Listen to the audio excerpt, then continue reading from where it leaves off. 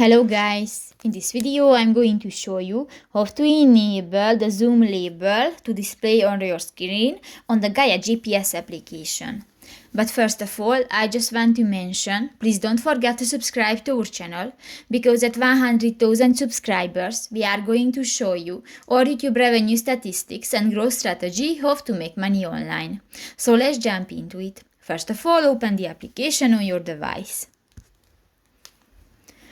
New, go to the settings icon next to the saved button at the lower right corner of the screen in the lower bar. Here you can find the fourth option, the map controls, and you go to the zoom label option under the scale bar option, and if you want to display if you want to display on your screen, just click to the next white circle, and if it will be green, this function will be enabled. So that's pretty much it for this video, guys. See you in the next one. Bye bye.